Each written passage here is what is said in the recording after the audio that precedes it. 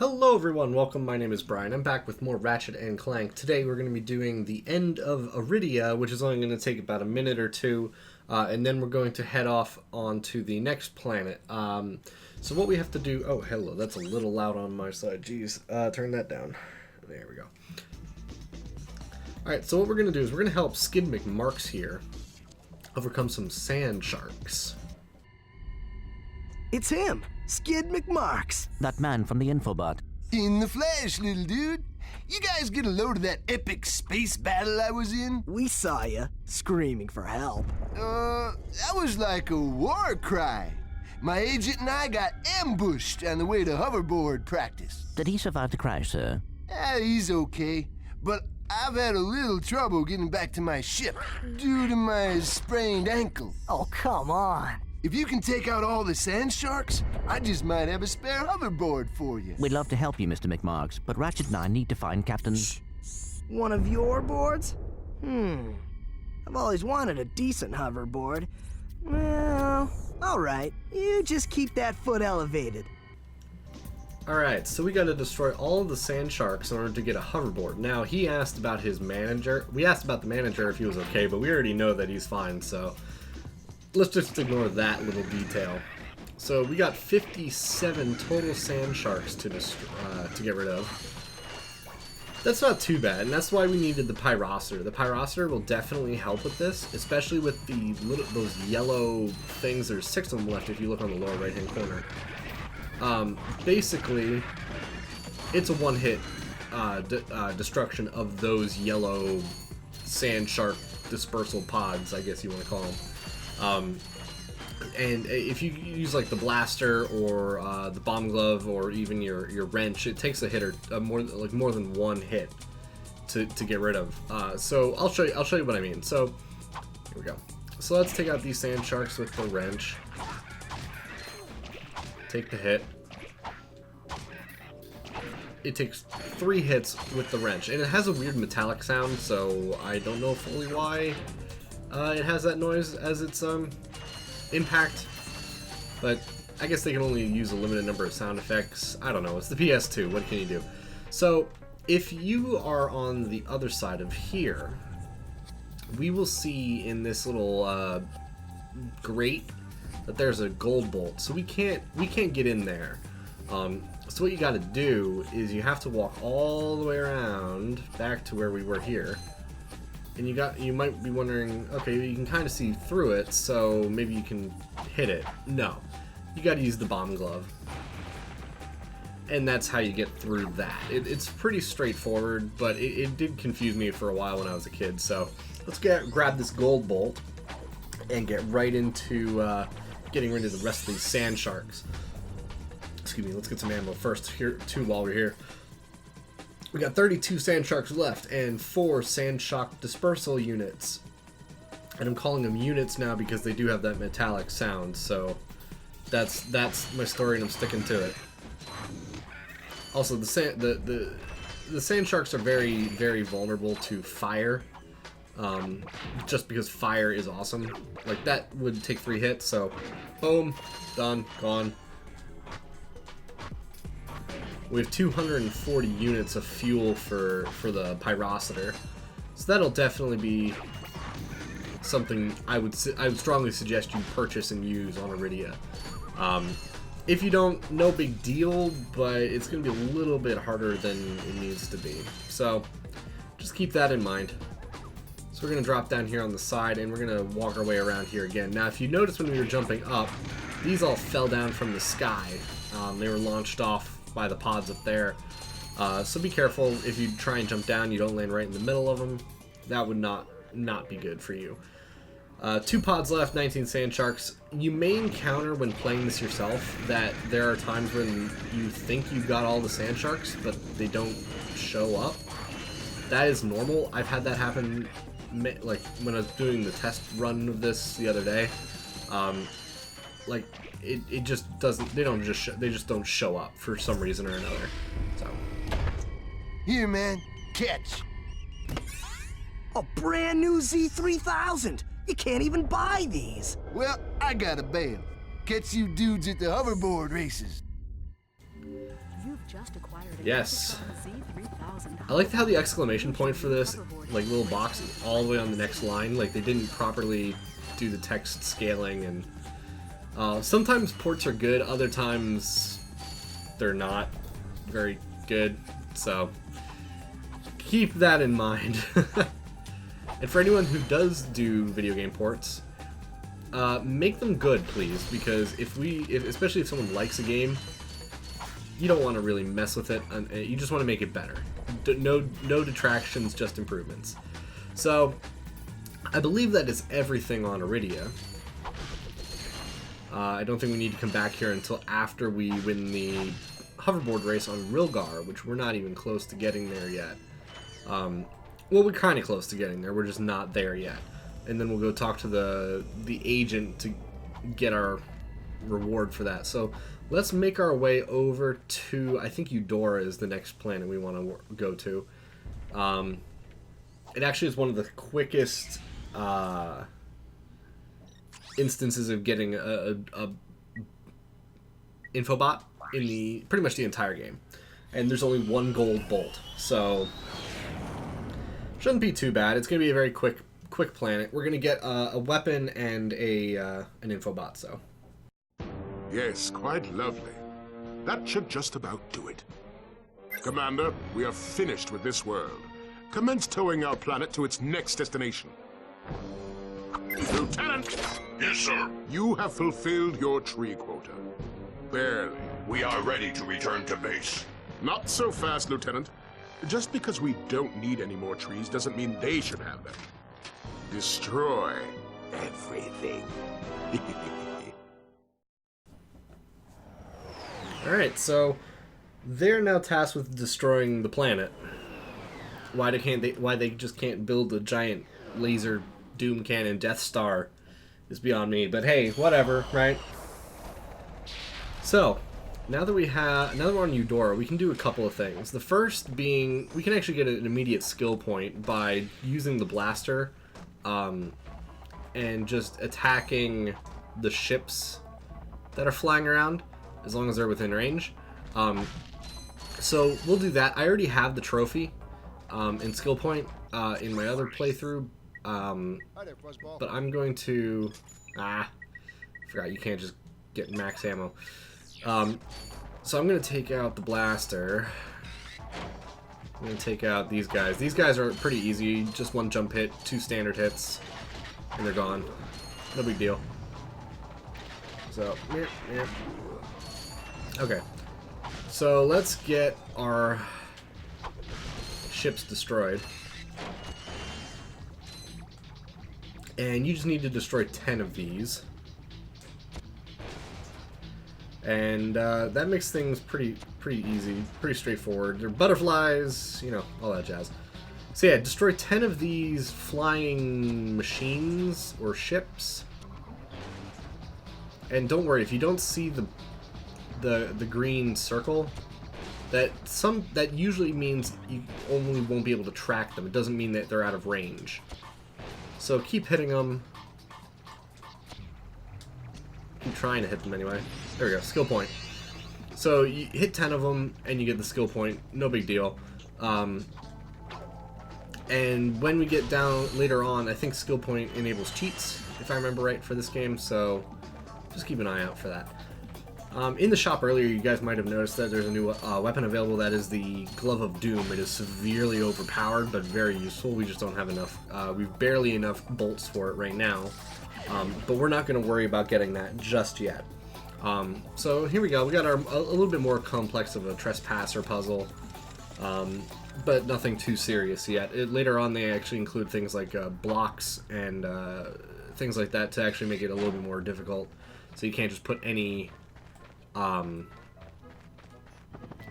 laser beam under any open port thing. So we're just gonna go through this back area in here, and this is the easiest infobot you'll ever encounter. So you just gotta do this and use these bolt cranks, bring down these platforms, and just basically rinse and repeat. Use the Versa targets, whatever you want to call it. Oh, jeez, hello. That could have been bad. Be careful when you do long jumps, because sometimes you can go a little bit farther than you anticipate. So, one more Versa target section, and I think one more Trespasser. Let's get the Trespasser out again. There we go. And see here, these are blocks. So some rings will have blocks on them, so you can't actually put them in any location you want. So it's a nice puzzle aspect to the game. I like it. In later games, it changes how the mechanics, but it's still pretty fun. So let's get our infobot.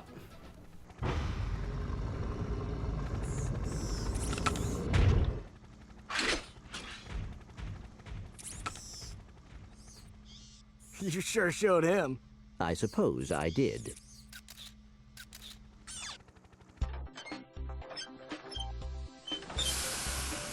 Is your current occupation leaving a rotten taste in your mouth? Then you need to know about BTS, Blog Tactical Research Station.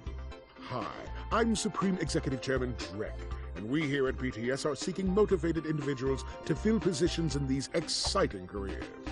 Grind boot tester, warhead assembly technician, mutant animal husbandry, robot repairman, suck cannon test dummy, and administrative assistant.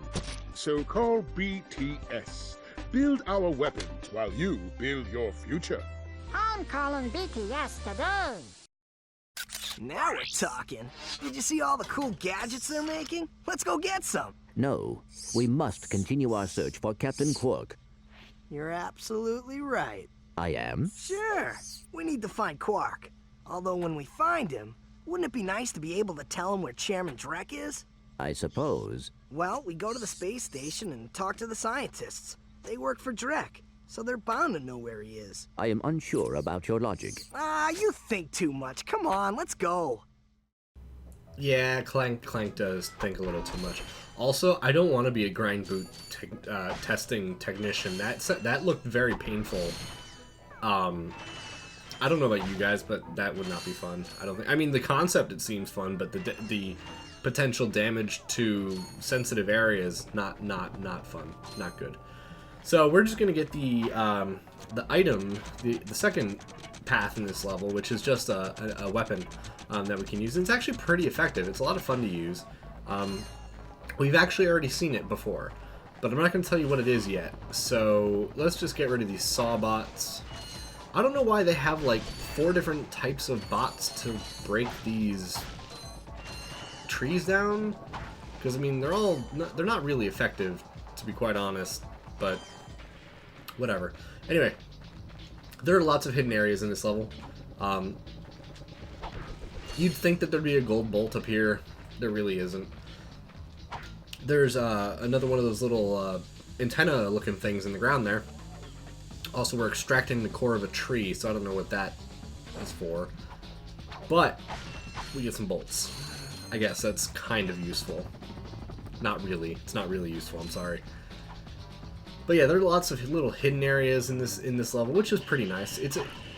See, the one thing I like about this game, and Insomniac did this in Spyro as well as the Ratchet and Clank series, is everything looks really colorful. I like that in platforming games, and that's why I was so happy when they did the reboot. They brought back that colorful kind of atmosphere and things like that. And although I'm not saying that like the Ratchet and Clank Future series was anything but colorful, but it just, I don't know, seeing a lot of games nowadays that are becoming really colorful and nice to play and fun to play, fun to look at. I think that's really good for gaming in general. I mean, a lot of people will disagree with me, but I think it's a good balance between, you know, having your Call of Duty Infinite Warfares and Battlefield 1s, which I still attest that is the dumbest name for a Battlefield ever, but that's neither here nor there. Oh yeah, that's right, I forgot enemies can hurt each other. There we go. Okay, so yeah, having a good balance between either like a very colorful or very realistic style. They're both good and they're both bad depending on how you look at it. It's generally a personal preference. I prefer the colorful, platformy kind of games, but I also like shooters. Like I'm very into Call of Duty. When I was a younger lad, you know, I had 1,500 plus hours of Modern Warfare 2 multiplayer. So, you know, I have plenty of experience with playing Call of Duty, but, you know, having Spyro and Ratchet and Clank to offset that is also nice. Jak and Daxter I also would lump into, and Sly Cooper. Oh my god, lots of good PlayStation games. Actually, no, that kind of reminds me. Secret Hidden Area here has nothing in it. You'd think Gold Bolt, but no. But yeah, what would you guys like to see is the next game? I want to do... I'm probably going to do Ratchet and Clank 2, then 3, just to get the original trilogy out of the way. And not out of the way as in it's, you know, getting annoying to do. Okay, jackass. There we go. It's just I want to do those, and then I want to do another game, so I'm not, you know, having Ratchet and Clank only be what I do. So let me know what kind of game you want to see next, and I'll compile all of them and see what people want to see, and I'll choose the one that seems the most entertaining, the most fun. So yeah, do that. I'll take a look through, and I'll, you know, we can have discussions as well. Speaking of, in the last episode, I asked you guys to tell me your favorite Ratchet and Clank games. I had some people tell me that this one was, and I had one person tell me that Ratchet and Clank 2 was their favorite, the Going Commando. And I like Going Commando. It's a good sequel.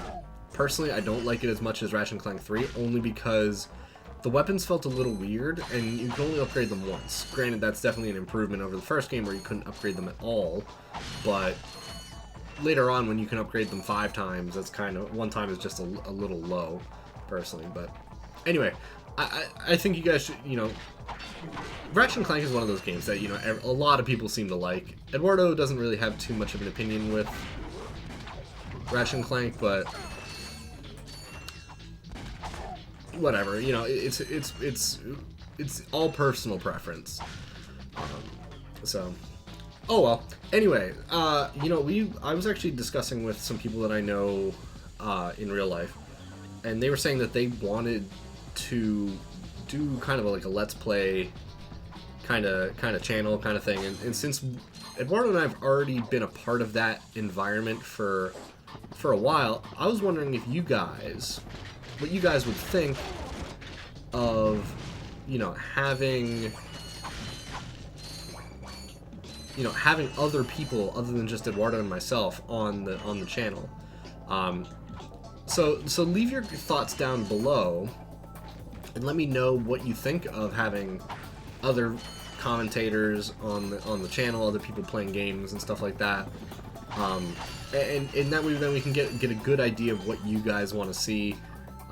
We'll probably do a test run anyway, just to kind of get a feel for it, because, you know, you can't really vote on something like that or have your opinion unless you already, you know, unless you have some idea of what they offer, what they sound like, things like that.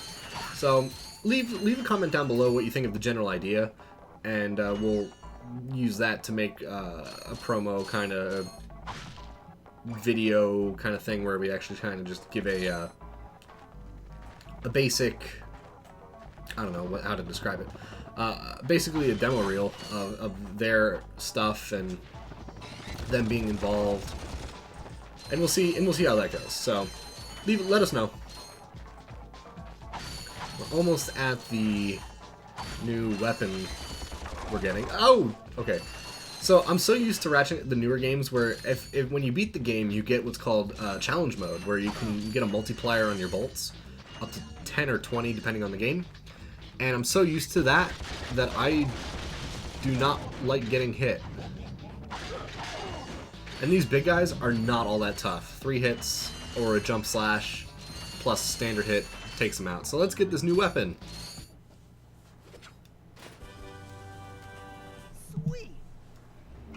Yeah, we got a suck cannon.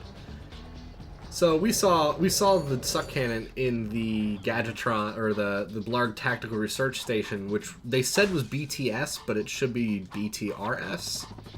But whatever, I guess, doesn't really matter too much. But it sucks up small enemies, and you can fire them back out. And it's really cool. No! Okay, that almost killed me. But yeah, if you let go of the suck button, you have to then fire them out. You can't just start sucking up more enemies. It's a little bit of a limitation, but it's not that big a deal. These little guys are perfect practice. That's why they're all kind of focused over here. And that's the only real purpose. Once you get to 5, you have to shoot them out. You won't be able to just continue sucking. So, one thing that this the suck cannon does have, though, is that if you shoot, you can suck up bolts from further away. It's pretty nice. It's not 100% like, oh yeah, you're gonna vacuum them all up instantly, but it's better than nothing. Also, yeah, there's a gold bolt up here. It's the only one in the entire game. You just gotta do a crouch jump to get up high, and then float, grab the ledge, and there you go. So that's pretty much everything. That's all we got to do in this world. So we're going to end off here, and we're going to go over to the Blarg Tactical Research Station in the next episode. I thank you all for watching. Please like the video if you enjoyed. Leave a comment down below about what you think of adding more people into our channel, what your opinions are on that, and we'll see you guys next time. Bye!